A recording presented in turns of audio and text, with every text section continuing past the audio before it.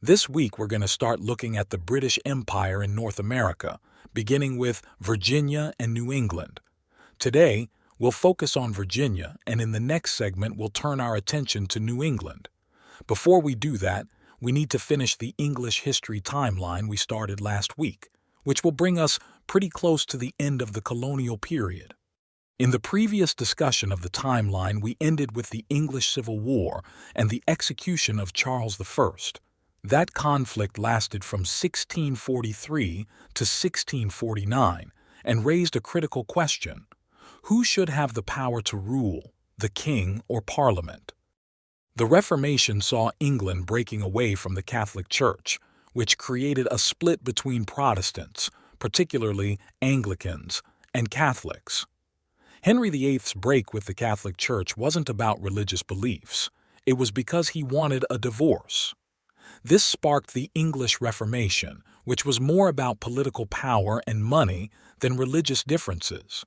Depending on who was king or queen, England would swing between Protestantism and Catholicism. The Reformation in Europe had set in motion religious wars between Protestants and Catholics. This religious tension played a role in leading to the English Civil War. Charles I leaned toward Catholicism and supported Catholic efforts on the continent.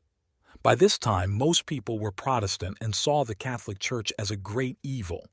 When Charles ran out of his own money to support Catholic causes, he was refused by Parliament, which was opposed to spending money fighting against other Protestants.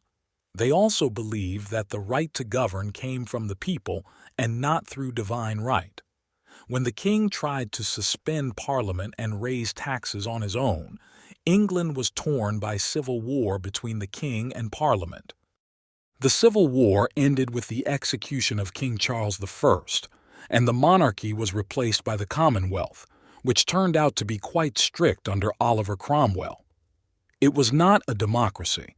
It was more like a religious dictatorship, with the government enforcing a strict religious regime. People were fined or publicly humiliated for not attending church. Shakespeare's plays were forbidden in London. What the Puritans regarded as sin, drinking, gambling, revelry, was illegal. In the end, people weren't happy with this regime, and after Cromwell died, the monarchy was brought back with Charles II. This period is known as the Restoration. In America, places like North Carolina, South Carolina, and Georgia are known as Restoration colonies. Charleston got its name from Charles II. Charles was succeeded by James II, the Duke of York, who ruled New York for a time and after whom New York is named. James was an unpopular authoritarian who tried to assert divine right, which led to his daughter Mary and her husband William of Orange raising an army in 1688, which was sent to England to depose the king. This event is called the Glorious Revolution.